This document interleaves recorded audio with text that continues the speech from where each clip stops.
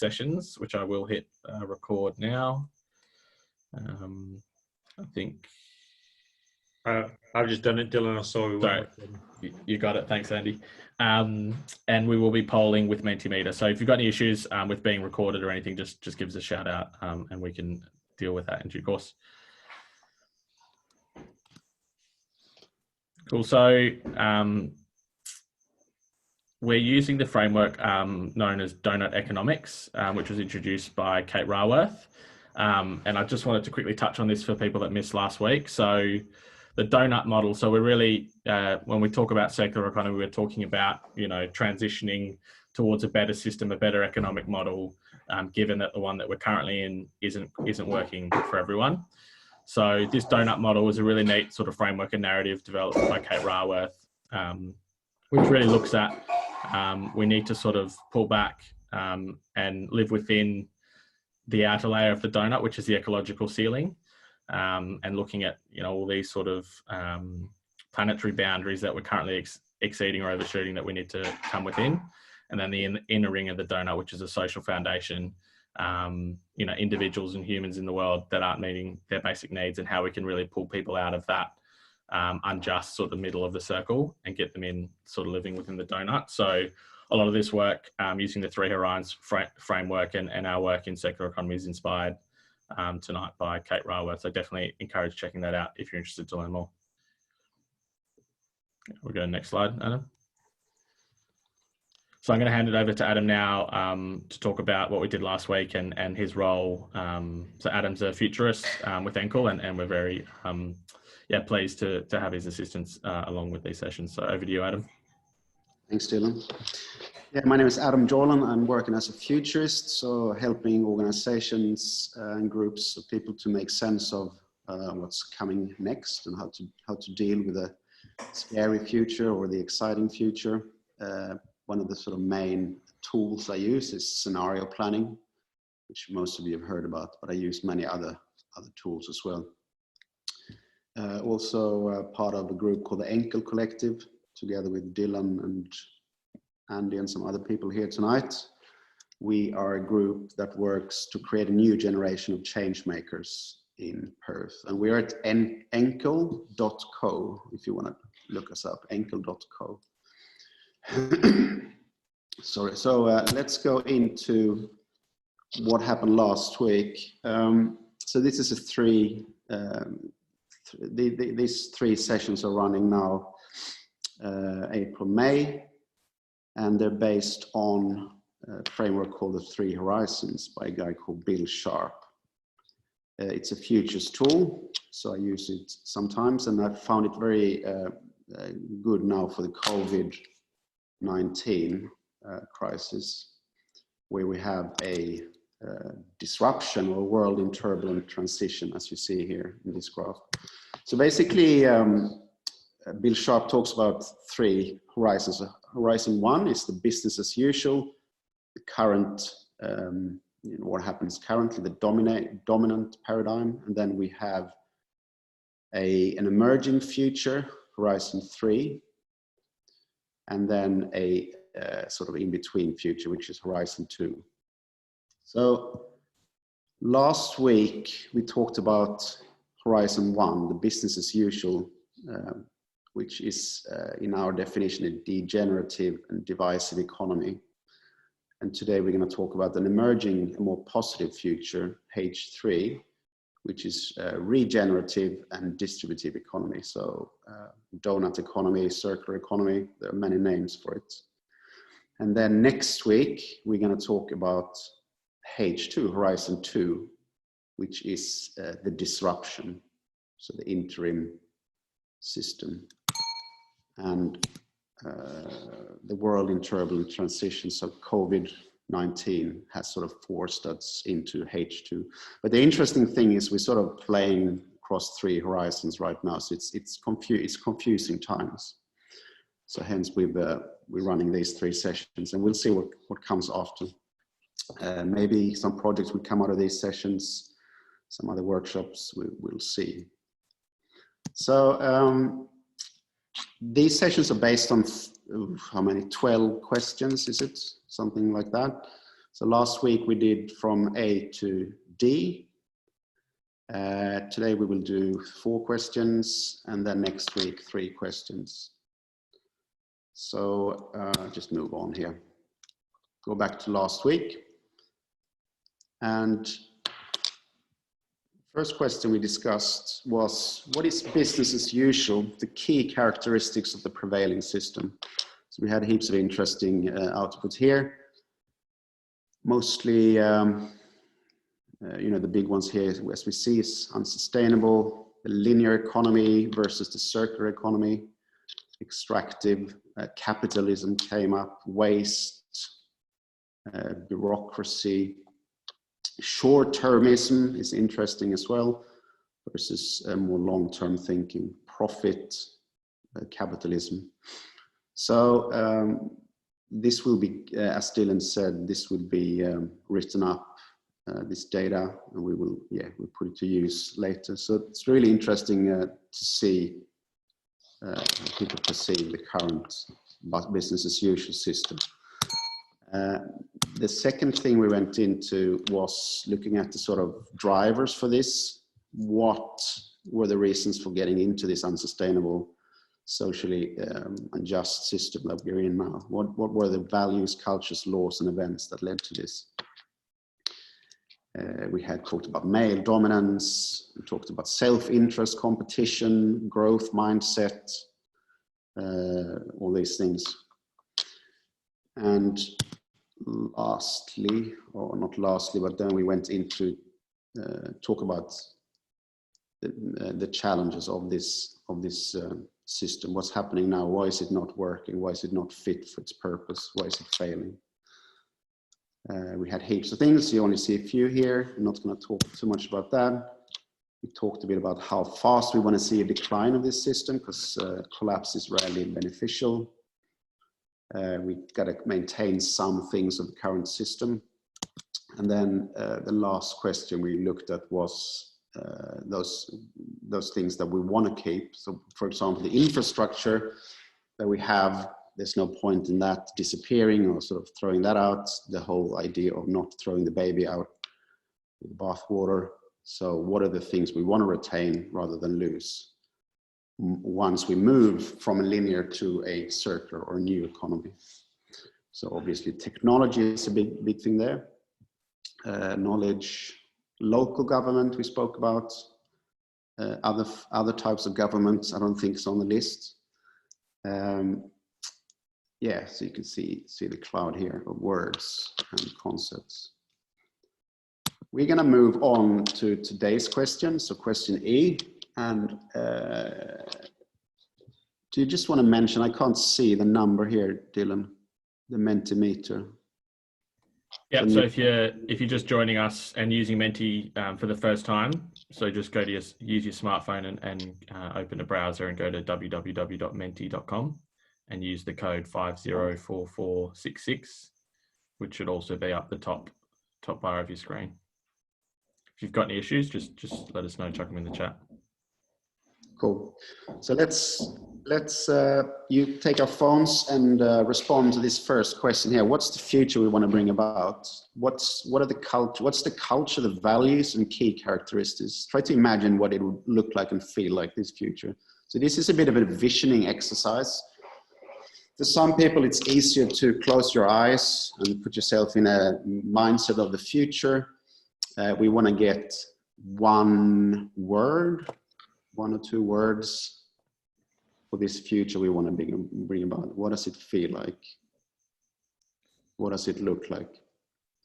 What are the key characteristics? I'll give you a minute.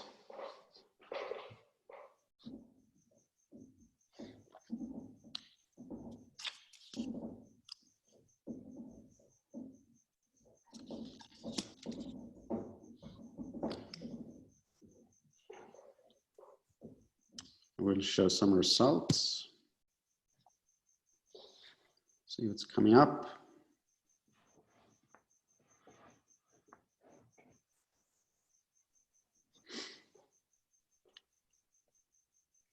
Inclusive, social justice, community, caring.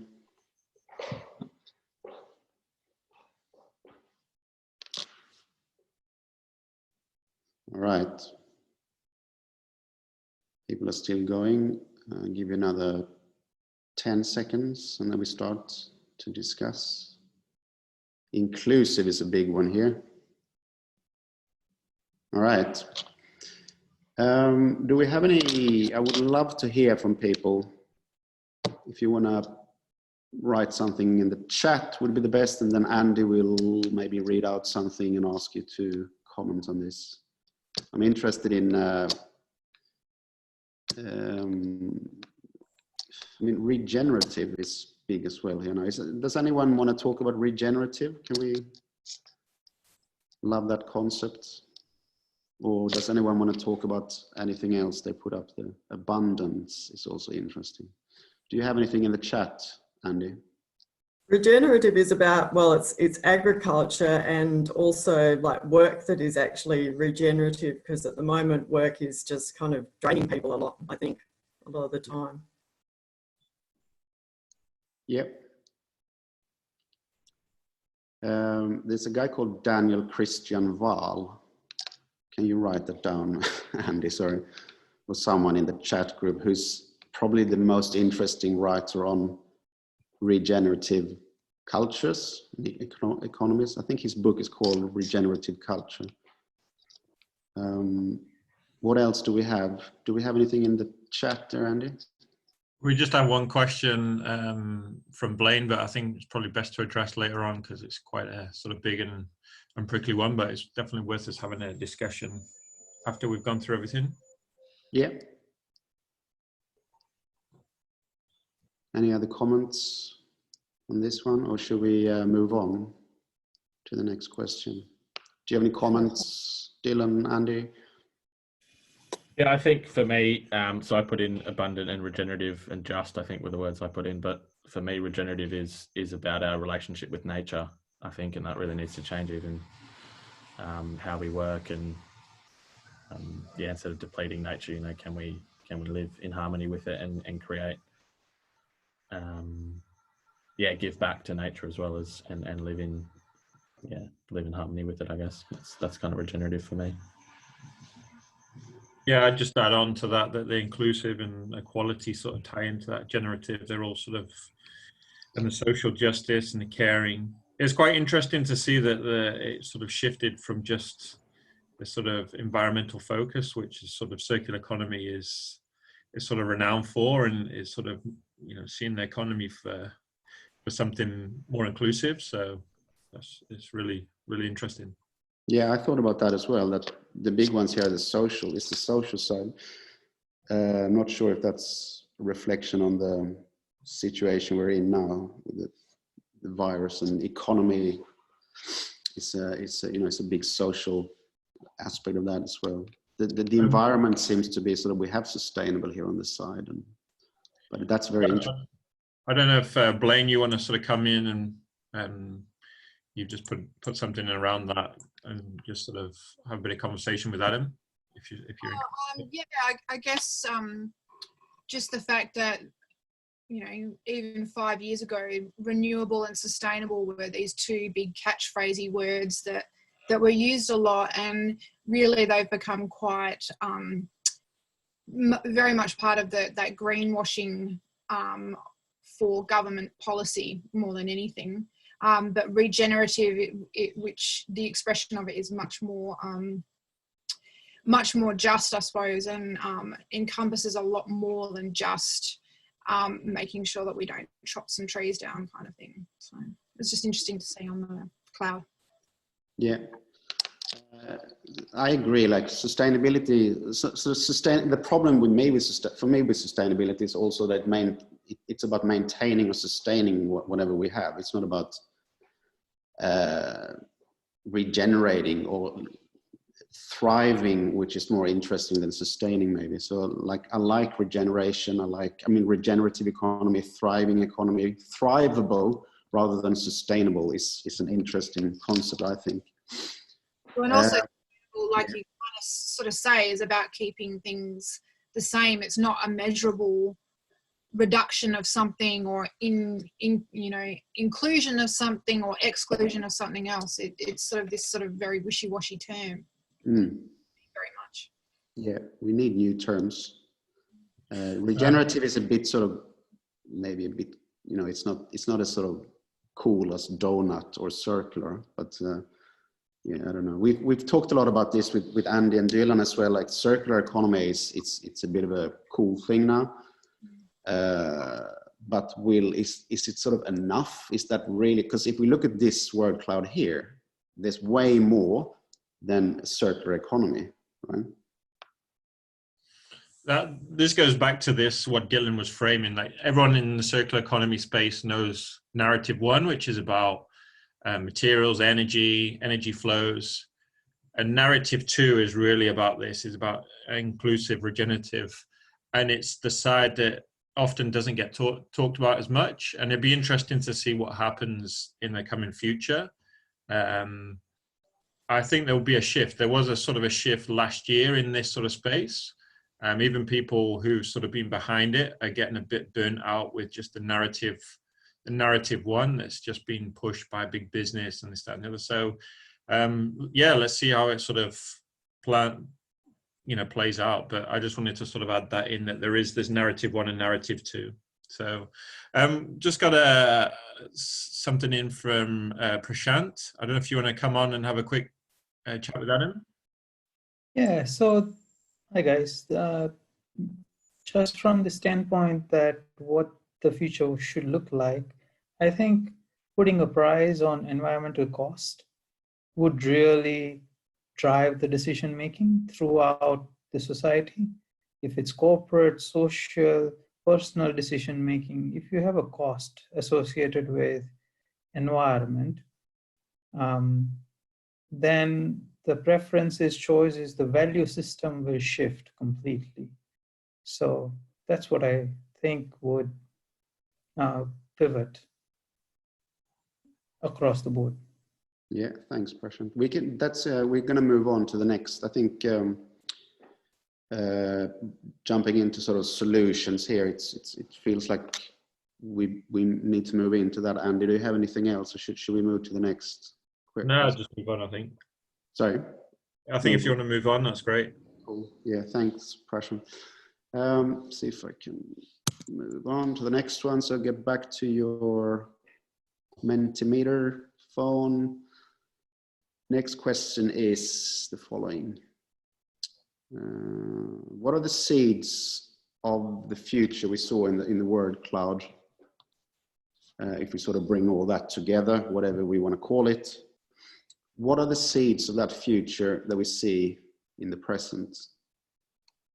What are some specific examples that you've seen, both here in WA and globally? So we're talking about the regenerative, sustainable, equal future, abundant, thriving. What are the seeds of that future? I'll give you a minute to put up a word or two.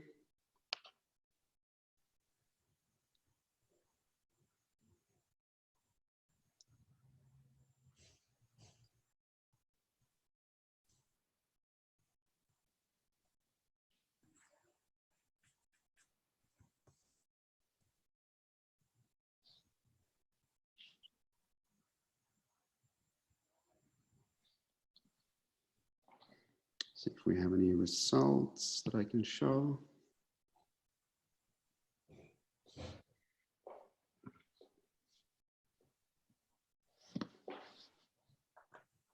Leadership, sustainability, collaboration, reuse, 3D printing, simplicity, repair cafes, regenerative agriculture, conversations. This is all over the spectrum.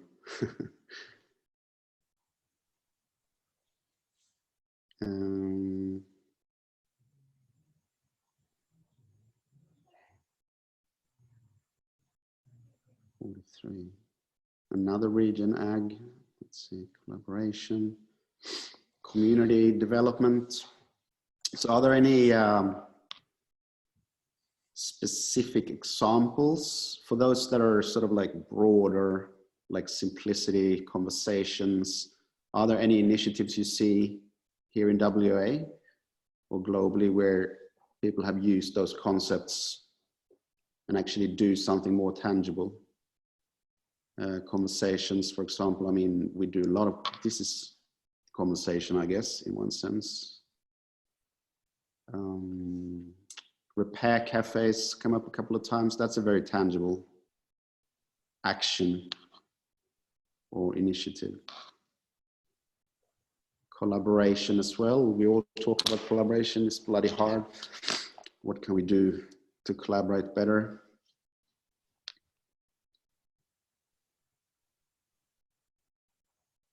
Okay, we have heaps of stuff here. Should we go in and what did I do here last time, Dylan? Did I just pause it, or how do, because there's so much stuff on the screen. Yeah, so you can pause, I think, if you hit that pause scroll to focus. And then I can, I can't move it myself, can I? All right. Well, I can resume and pause it, that's right. Do we have any comments on this one or questions? Anything that popped up that was sort of interesting that you want to talk more about? Andy, do you have any comments on this? Paul's just put something in the chat. I don't know if you want to come on, Paul, and say a few words.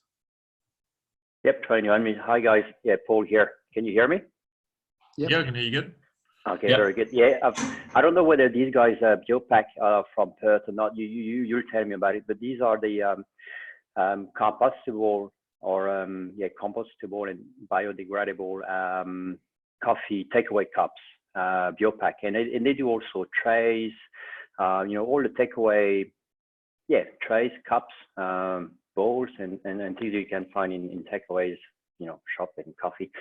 And I thought that was I thought that is a great initiative, because you take your obviously takeaway by definition, you use it, and then you can bring the cup back to them, and they've got a specific compost bin at their coffee shop, provided by this by a partner, by this as a service company, and they can compost basically every single cup and single-use cups that you've been using. So that's great. Now I've got I think there are a few challenges and a few discussion points around all that, but it is definitely a great thing I came across last week. Have you heard about it? And do you know if it's? I think it's Australian, but I'm not fully sure. Do you guys know it? Do you want to talk to that quickly, Dylan? Yeah, thanks, Paul. I think that's a good example that's become quite widely known across Australia. I'm not sure where they're from. I know that they're pretty prevalent in the consumption of sort of food and beverage now in Australia, and I think it's a good example of shifting from non-renewable materials, so plastics traditionally made from oil, which we're eventually going to run out of, moving towards more renewable materials. So Biopack is packaging that might be made from plants, like corn or something, but it's very much around the systems of consumption that are around that as well. And yeah, it's definitely something Andy and I have come across in our work in terms of, and there's lots of great other initiatives, even in Perth, that go beyond that as well, not just around, composting is great, but the consumption of food and beverage where we can actually use like reusable systems as well, and encourage people to use their own cups, but actually design systems around at scale where we can be reusing and going beyond just the very sort of quick use of beverages. But yeah, Biopack, with the system around it, is a good example of using different materials in the everyday economy. So thanks, Paul. Maybe we could ask if there's anyone here. We have 26 people here online. Is there anyone who's running something or working on a project that they want to just quickly describe, like a 20-second elevator pitch? This is your opportunity. Or should we go back to the chat and see if there are anything? Andy, do you have anything? Just Kate basically saying one step better is reuse, surely. Have your own coffee cup with you. I completely agree. I was doing some work with some students in Taiwan over the internet over the weekend, and they were looking at single-use, sustainable sort of cutlery and stuff like that, which basically they were creating a whole business, but they didn't have the materials sorted out. And I was just like, look, you've got to look at the system, and you know, you may be focusing on the product. But really, I think with this, you know, again, we're still looking at circular economy narrative 1. I think it'd be interesting if anyone's got any examples of sort of, you know, other things that go beyond. Sorry, for my spelling boshing out there, but has anyone got any examples that go a bit further, even if they're working on a project like Adam said, that's looking to revolutionize local currency or whatever it may be?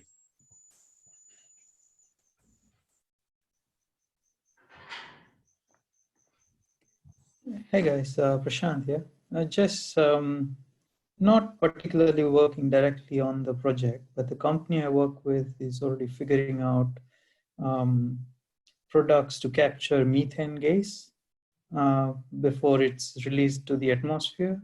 So this is more typical in the oil and gas sector and in coal seam gas sector, which is Queensland and the likes, and in Western Australia, even Gorgon gas is trying to do carbon capturing and injecting that back in the ground. So across the mining sector, Rio and all are establishing solar plants to power their mine sites. So there are quite a few initiatives within the oil and gas sector where they're trying to be as carbon neutral as possible. Thanks, Prashant. Do we have any other comments, Andy? I don't know if you want to come in, Elaine, and say something.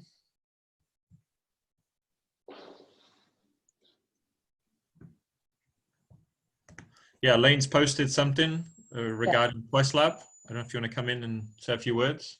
Yes, I can do that. Thank you. Quest Lab is it's a project at the moment that's looking to establish a school for change makers here in WA, and it's going to be focused on how to create a new generation of change makers. It's kind of aligned with what ENCL is doing as well, and it's about how shift mindsets, shifting hearts, and shifting body as well. And for us to move into a new kind of economy, the mind has to go along with that. And in order for the mind to change, the space for change to occur is first of all in your heart. So that's how we are looking to approach this whole topic of change making. And I guess that's possibly the starting point for how economies possibly need to shift to a completely different space. And I think COVID-19 is actually presenting that catalyst. So yes, I'm really excited about this, and it's something that we are looking to prototype as soon as possible.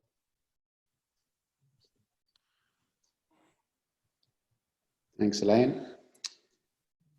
Just check it through the scrolling list here. Regenerative agriculture came up a couple of times. Can anyone talk to that? Do you want to come in, Blaine? I see you posted up something.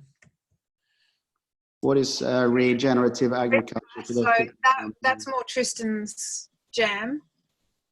Yeah, is Tristan here? And yeah. We're beekeepers, and we're talking to a few regenerative ag farmers and groups around as the value of honey from this state goes up due to its unique properties.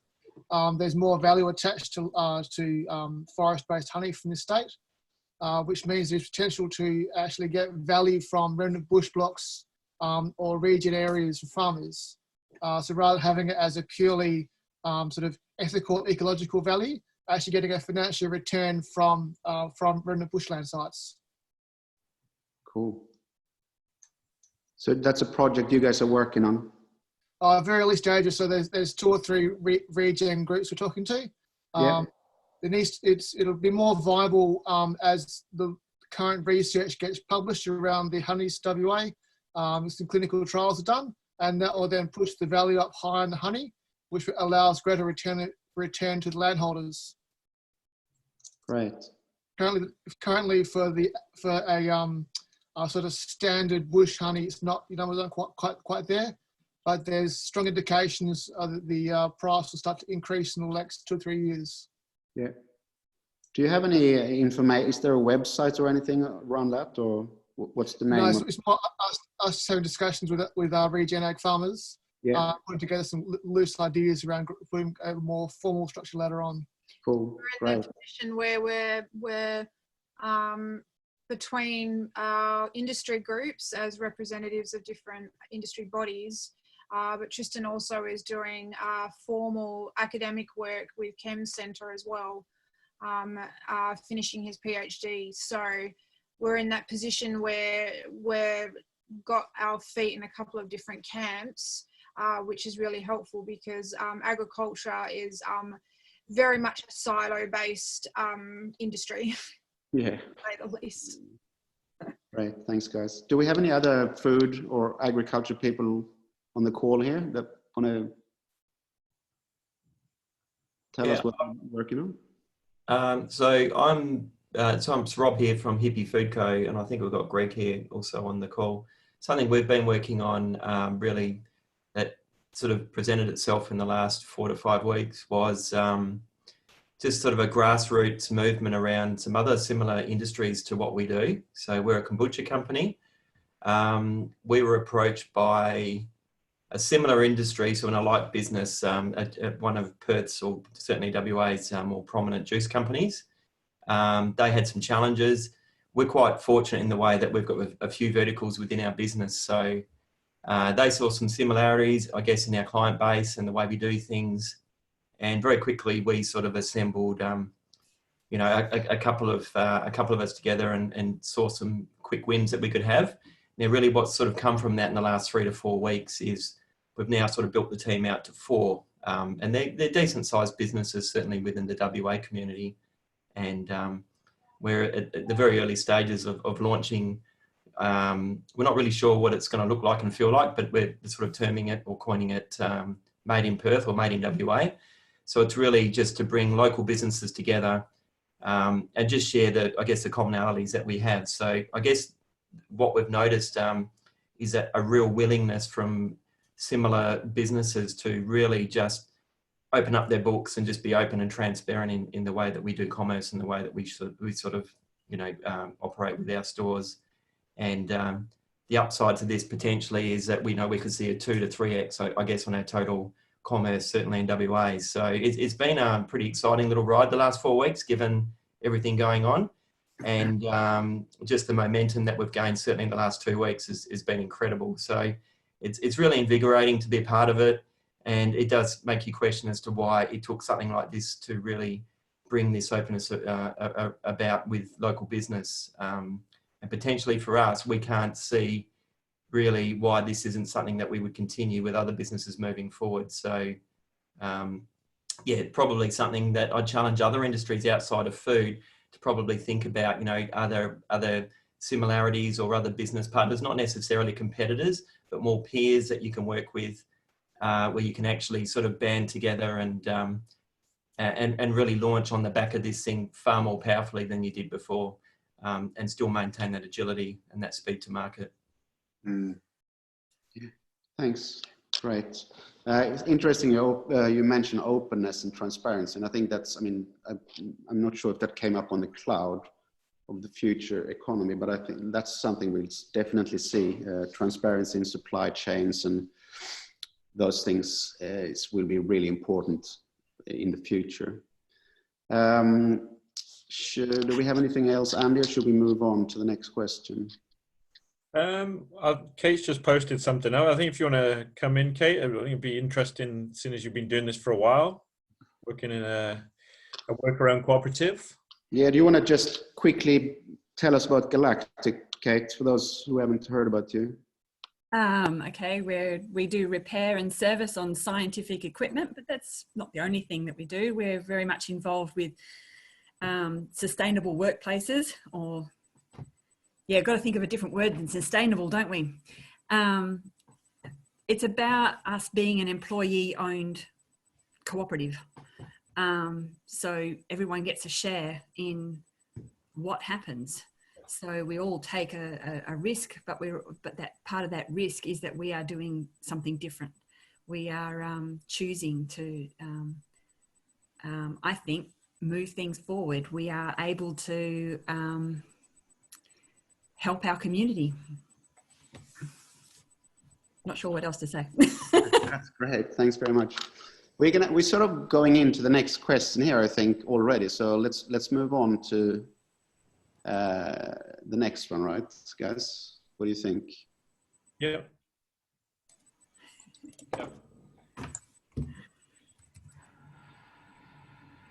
So we've already talked a bit about some actors working on this here in WA and elsewhere. I mean, there was some posts about batteries, and energy is another big one we see transforming a lot with solar panels and solar in general, clean energy. We have food, talked about cooperatives.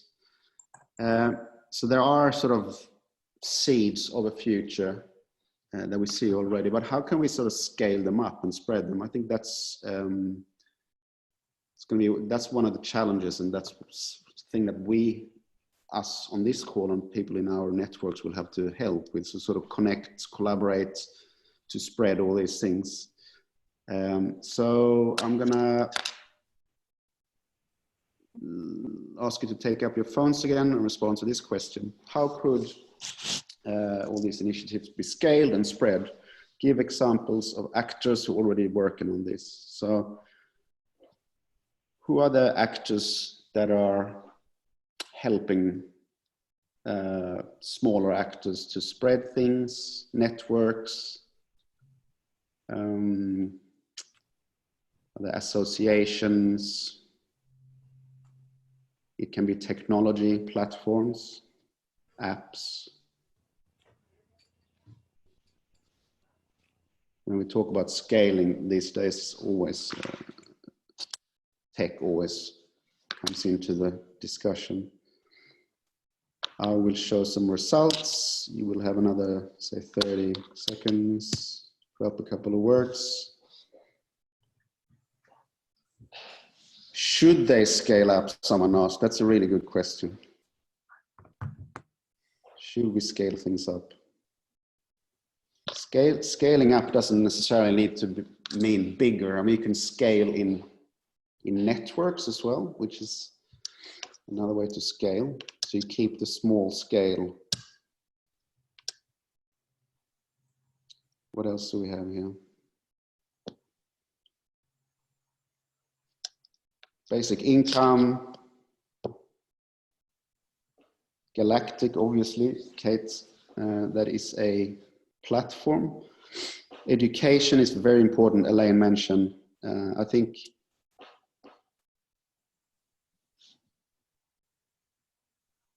we need new ways of spreading this sort of information, because to me, the current education system is not really working.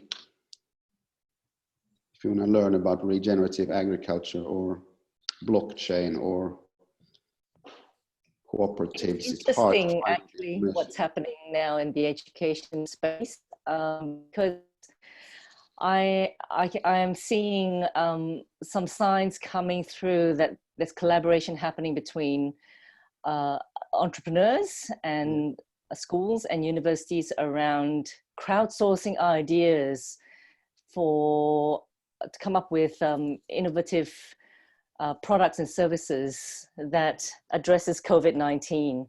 Yeah. And I think the government's even getting in on that act as well. So it's really encouraging. Mm.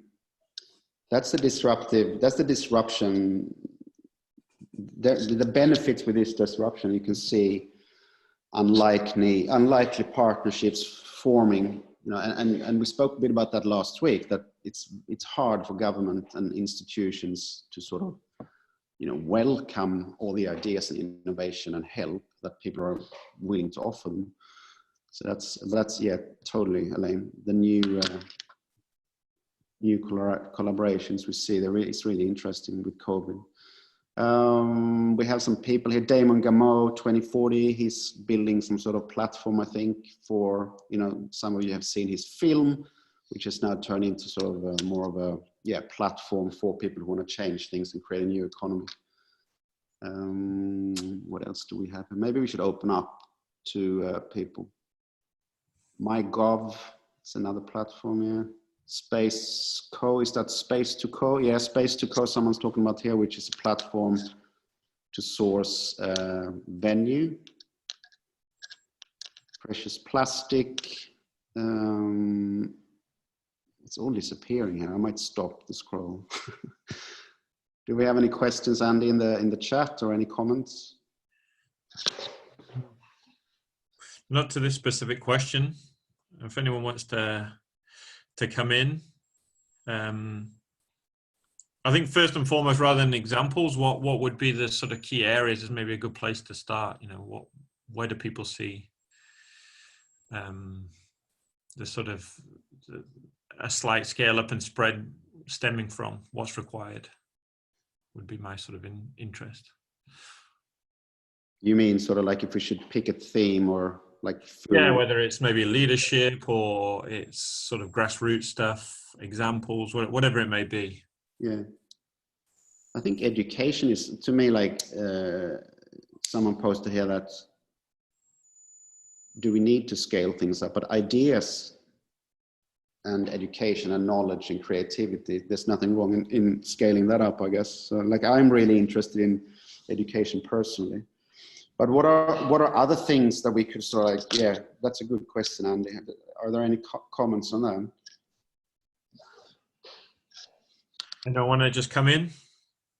I think looking at history gives us a good understanding of sort of some of the things that we would like to see more of, and maybe some things that we'd like to see less of. So things like renewable energy, the price of solar panels decreased very rapidly in less than 10 years, with early adapters, pioneering it, and now we're looking at batteries probably doing the same sort of thing. We can improve their life cycle. That's a really good example of how it can be scaled and spread very rapidly for something that's pretty good. There's obviously some issues around the long life of those sort of products. But, things like surplus from agriculture kind of gave us quite a few of the issues that we've got long-standing now in terms of inequity between those who produce and those who profit. So that would be things that you would want to avoid. That's it. Thanks. Any other comments? Prashat's just said. Sorry, go on. Someone wants to talk. I'm Caroline. I've been following Ross Garner, who wrote the climate change report predicting the bushfires. And he wrote a book recently called Superpower, which I got him to sign, Australia's Low Carbon Opportunity. And it goes into the failures of government to actually incentivise the sort of low carbon industry, and some of the failures that happened around the carbon pricing. So there's a lot to learn from the past in not making the same mistakes in the future. But it also talks about how Australia is really placed to be one of the leading countries in a low carbon world, where a lot of the countries that will have a low carbon government closing down manufacturing and things like that, whereas Australia is really able to, because of the land, both sequester the carbon in the ground as well as supporting more and more manufacturing, because other countries are not able to put as much in the ground. So we have an opportunity to both be a really strong in manufacturing as well as strong in carbon sequestration. So yeah, I think people just need to be more aware of the opportunities that Australia has.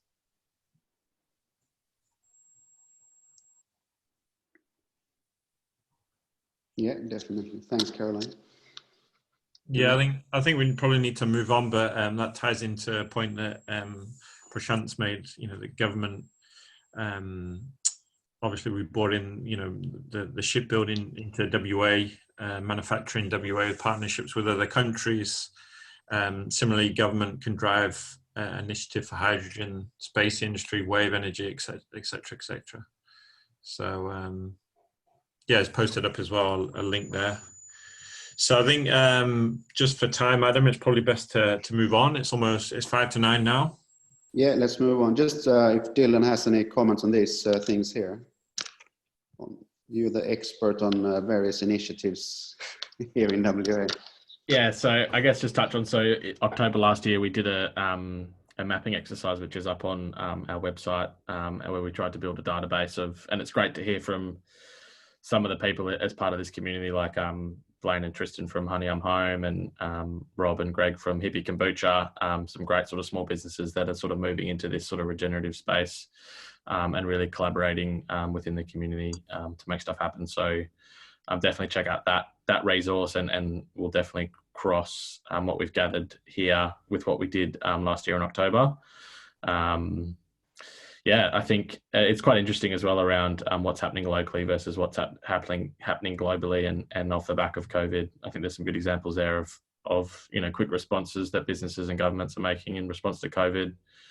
That will definitely, I guess, tying into next week as well, is harnessing the disruption of COVID and making it, I think the term they use is that H2 plus as opposed to H2 minus. So instead of going back to the old ways or the old economy, you know, can we really harness this into a new economy and go bigger than just, you know, beyond the project or just a business or whatever. So yeah. Cool. Yeah, so let's move on here, unless there's anything else, Andy. No, I'm just posting up. Here's the link that Dylan just mentioned. So if anyone's got any businesses or whatever they want to get on that map, just either post them in the comments or send us an email to either in the CE Perth or directly to Dylan or myself at Holonic, and we'll put it up there. Cool. Thanks, Andy. So now we're going to move on. I don't know, do you want to sort of talk a bit about what's going to happen now, Dylan? We want to move into the next question, which is talking about roles. So what role do we want to play in a transition to the new economy?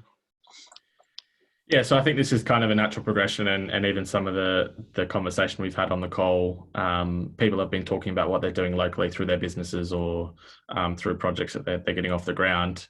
But I know Adam and Andy, you know, you guys show quite a fair bit of thought leadership in this space, and particularly Andy from a systems perspective.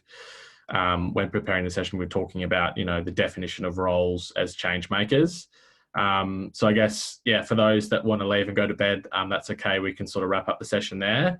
But for maybe the more night owls and the ones that want to keep the conversation going, we wanted to talk more defining some of these roles as change makers, and continuing and having a bit more of a conversation around what roles we are playing and what roles we could play in the future to really make, you know, a new economy post-COVID a reality. Cool, thanks. Do you just want to briefly talk about this for people who leave the call now? Yeah, thanks. That's a good prompt. So we'll be having our third and final session same time next Tuesday, and that will be focusing on the H2 and really the response from COVID-19, and that as a positive disruption, and really harnessing innovation and this transformative economic change off the back of COVID-19. and that will sort of wrap up our series. So for those that are leaving, we would encourage you to join us again next Tuesday. And thanks for joining us tonight if you're leaving us now. Cool, thanks, Dylan. So what time is it? 9. Let's do what, like 10-15 minutes on this one. Let's try to do a bit. Yeah, I'll do a quick presentation on some work that Andy's done, and then we're lucky to have Andy here, so we can go deeper into those roles, and then we can have a bit of conversation about what roles we play ourselves. See if I can share my slides here. Can people see this? Yeah, I can see that. These beautiful people.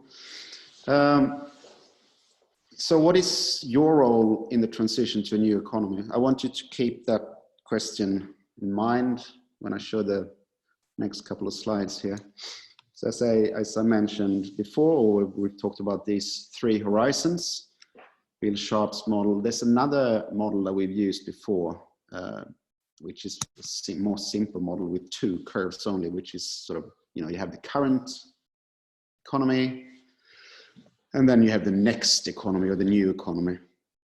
And, you know, these S curves you guys have seen, it's basically in any sort of organism or whatever system, living system, works along this process of birth, growth, plateau, decline, and death. And in the meantime, there's another paradigm or system coming up here with the same trajectory. So today we're somewhere, I don't know, in this gray area here between the 2. We see a lot of initiatives from the new economy picking up, like green energy, but there's still a lot of stuff lingering around from the current or from the old paradigm. So what can we do if we look at this model rather than the 3 horizons now in this section? What can we do? What roles can we play for this transition to happen? This is a more detailed image of this transition that Andy created a couple of years ago. It says 2019, but I think this is way older, Andy.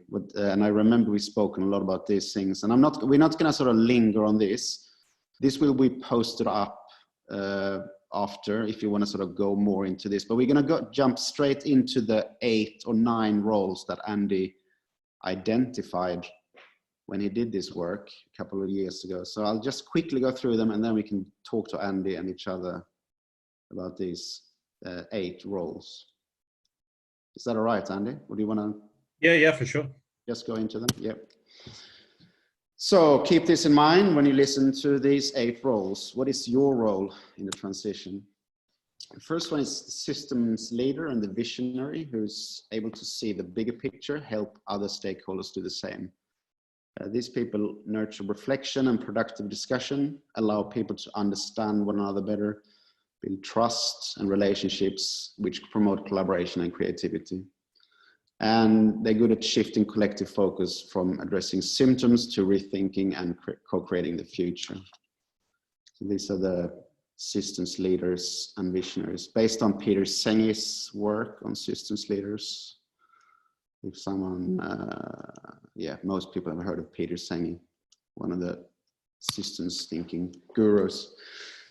Role 2, illuminators, the charismatic, skilled communicators with solid, nuanced marketing experience, who initially can bring the vision to life, engaging and inspiring others to move and participate in the development. And then over time, they can help the mainstream to shift once a tipping point has been reached. So just to mention where this stuff comes from. So it's based on Malcolm Gladwell's book, The Tipping Point, from 2000, I think it is. And then Deborah Fries, who's working for, she worked for the Berkana Institute together with, now I'm losing names here, but Deborah Fries and Malcolm Gladwell. We'll post out these names and links later as well. Role number 3, the trailblazer, These people are pioneers who need freedom to push and test the boundaries of what's possible to bring new innovations to the forefront. Number 4 are the early adopters. They're the first followers to help and support trailblazers to get their ideas off the ground. Number 5, the protectors and facilitators understand the present paradigm and have the power to create space and redirect resources for innovation and experimentation, thus giving birth to a new paradigm. Number 6 are the connectors. They're very well connected with a whole host of people and able to spot and facilitate connections between people and projects at local, national, and global levels. We all know these people, and it's really important. Like sometimes we sort of mix all these roles up. We see someone like, yeah, this person can do all these things, but there are actually very few people who can do all these things. So it's interesting to see them, to divide them into more granular level like this, and then try to sort of see how we can put people together to work on projects to shift things properly. Number 7, mentors and mavens empower others to reach their full potential by sharing knowledge, providing direction. So a maven, I don't know if you've heard about that. That's Malcolm Gladwell's using that in his book a lot. So they're sort of information holders or information brokers. They have a lot of knowledge about these things and they're happy to give it away, and they love to sort of help other people.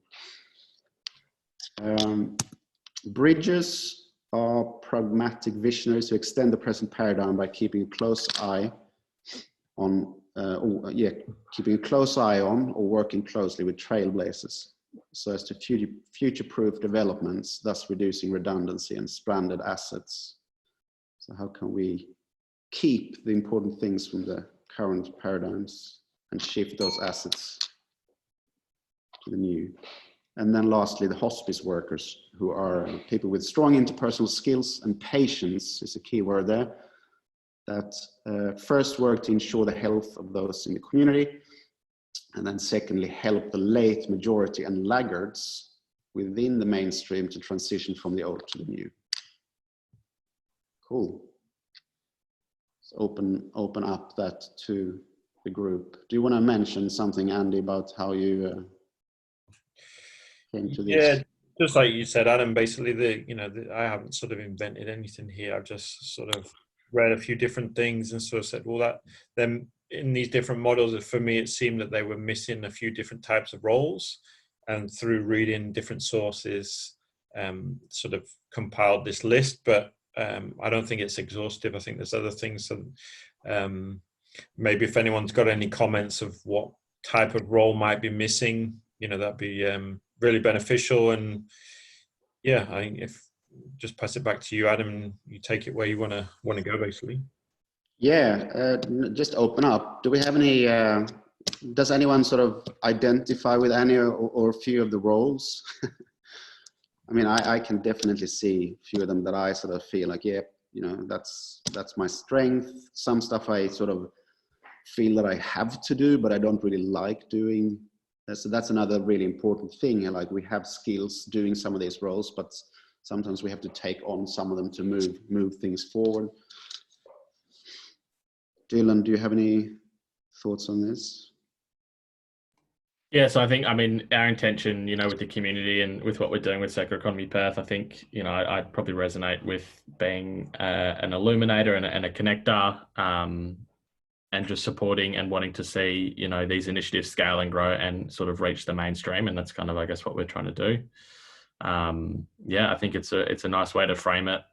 It's probably, yeah, for people that are maybe new to this space, it's a bit full on, but I'd encourage, people to think about, what role, even if they're not playing the role at the moment, what role might they like to play in the future? And if they want to continue to engage, with this community or actively work towards a new economy or a circular economy, how they could do it through taking on one of these roles. Thanks, Dylan. I can actually see a few different things. Definitely the sort of leaders and visionaries I mean, some of you guys know the stuff I've been doing with Genghis Khan, the sort of panels and trying to get people to discuss new ideas. I've been running a thought-provoking book club for the last 7 years. Also the connectors, I kind of know people from different places and I try to connect them.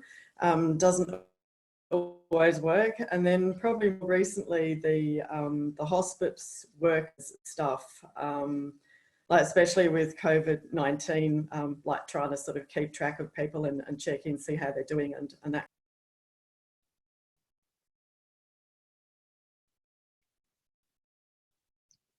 I think Laura dropped out there. Where did you get to? I thought I'd finished. I don't know. Just seemed like it dropped out, but I think we sort of heard.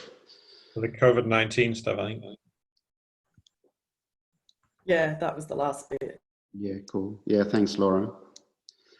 Do we have any other people who want to share what they feel, what role they're playing, and or what roles if you're playing several?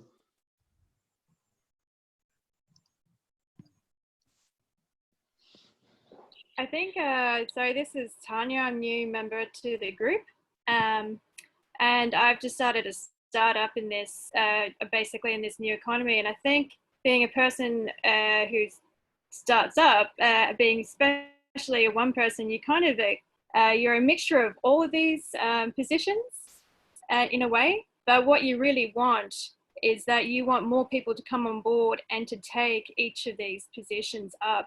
Because, I mean, you're going to run out of steam pretty quickly.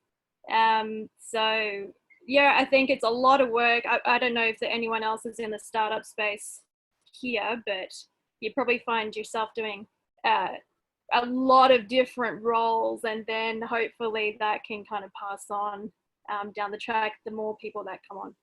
Hopefully that helps.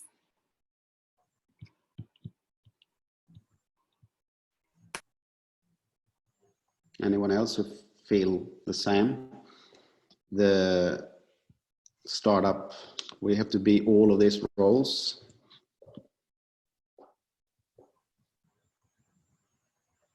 I feel coming from a person who did have a business prior and it was financially unsustainable, where I was having to wear many hats, so it's unsustainable on many levels to be many things.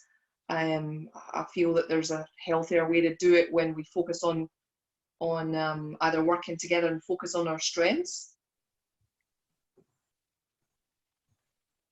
Yeah, absolutely.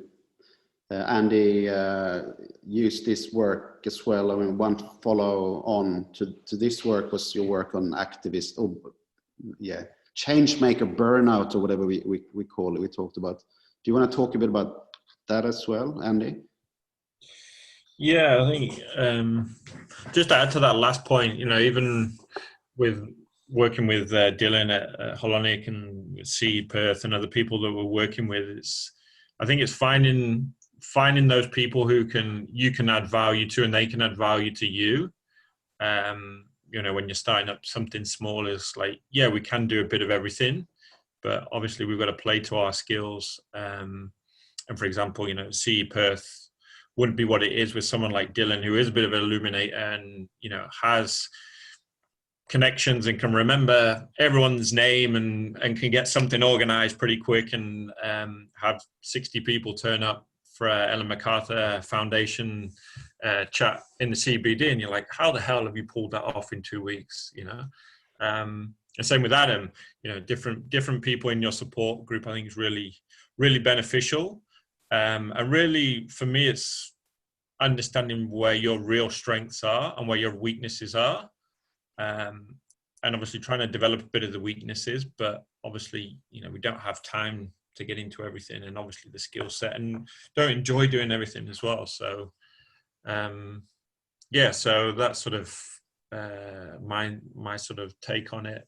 And really one of the things that sort of came out was that some people work in in the system, and others are trying to create the new system. And I think that's where a lot of these sort of roles came out from, is that we do need people who are still working in the system, who are in positions of power and leadership, that are actually trying to do some really good stuff and navigate something in the right direction without it being as obvious for one reason or another, family life, you know, financial commitments, whatever it may be, and sort of worked with people in that space as well. So it's actually, when you start looking around, you start seeing these type of roles. So I think they're really, like I said, I've not come up with them. I've sort of grouped some of them and renamed some of them slightly, but they've come from, like with pretty much anything nowadays, it's sort of assembling ideas of others and taking them in your sort of direction. But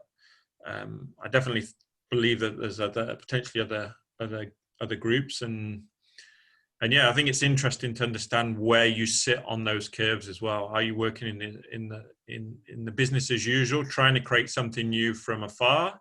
Are you at the forefront and looking at not just as the 9 roles or whatever that we've got here, but using those sort of S curves and this 3 horizons model is really sort of beneficial to sort of say where you are, and actually think, you know, what you're trying to create. You know, there's people in this group that you could say that are trying to create H3. There's some that are maybe in this H2, and there's some other people who are in H1, and there's some that sort of sit in between and sort of keeping an eye on everything. You know, Adam's probably someone like that, that's keeping an eye on everything. So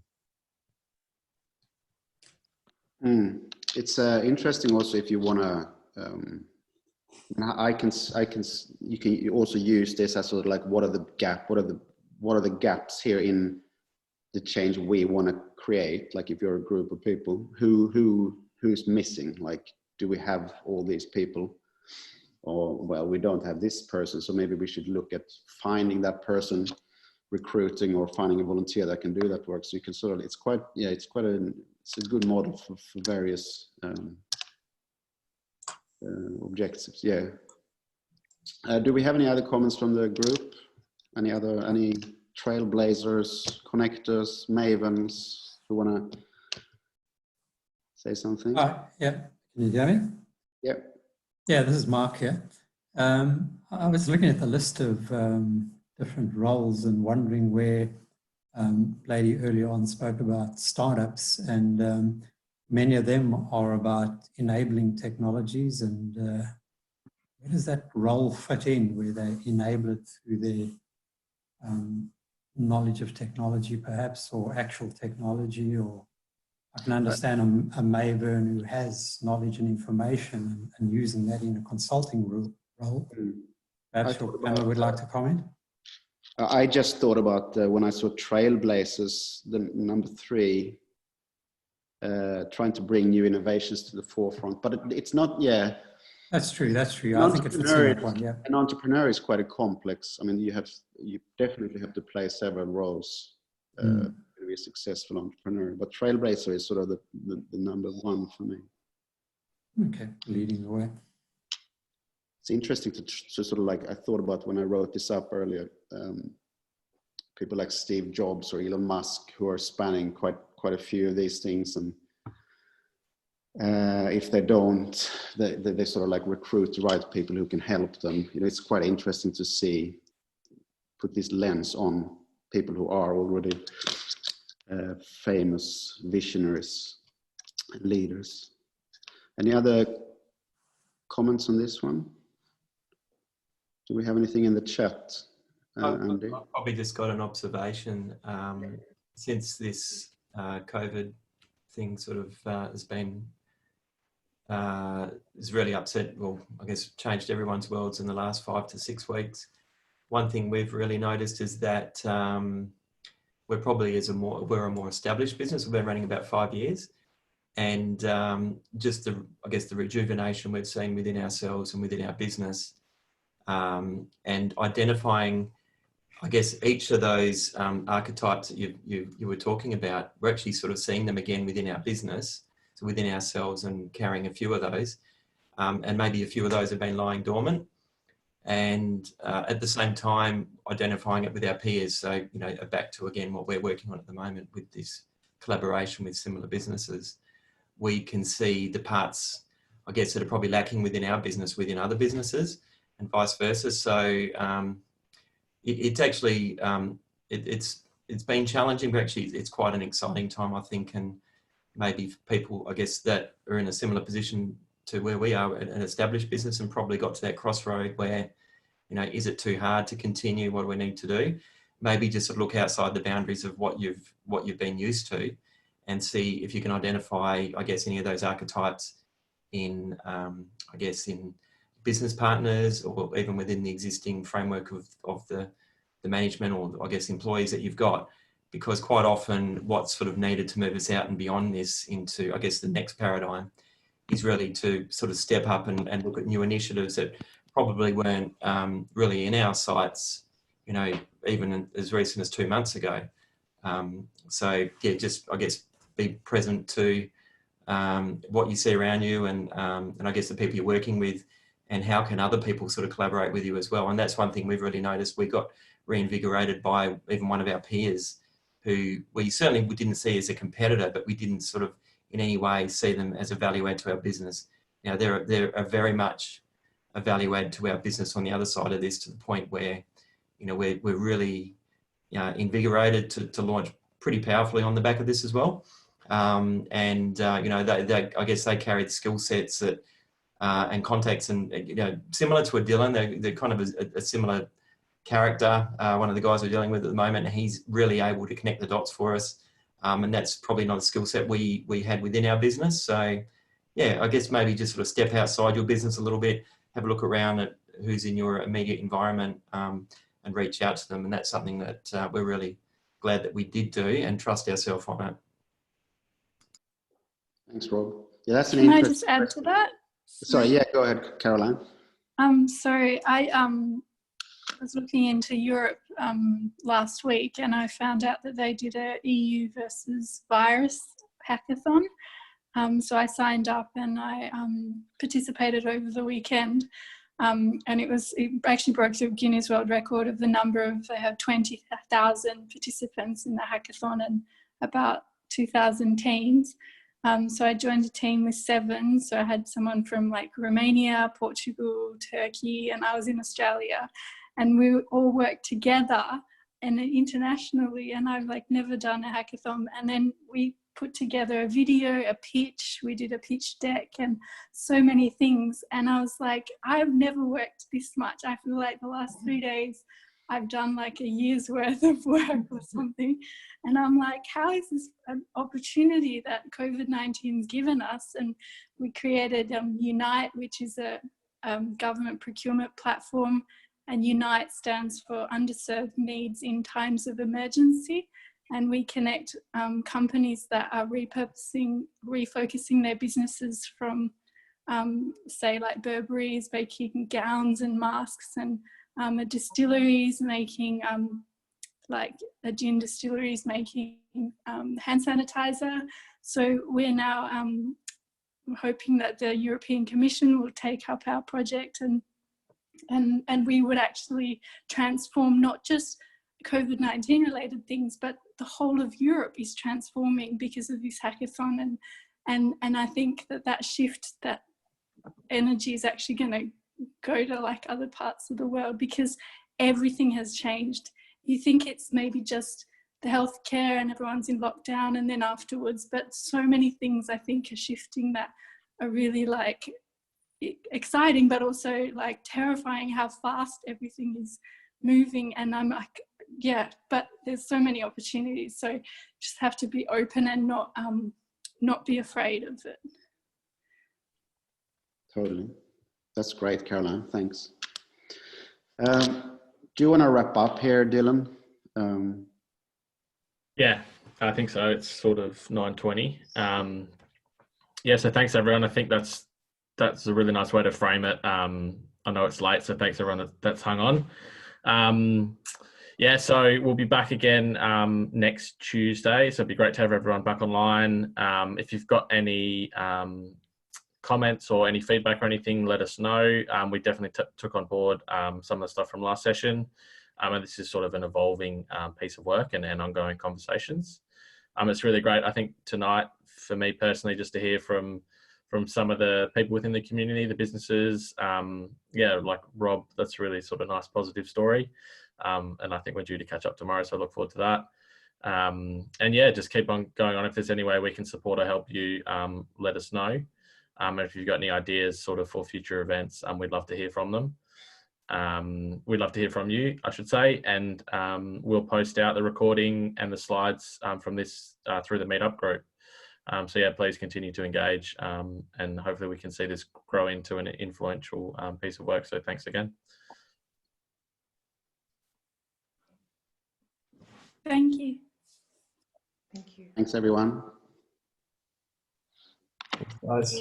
Stop recording now. So if anyone wants to stick around and just have an informal chat, we won't be recording, so you can say anything you want to say.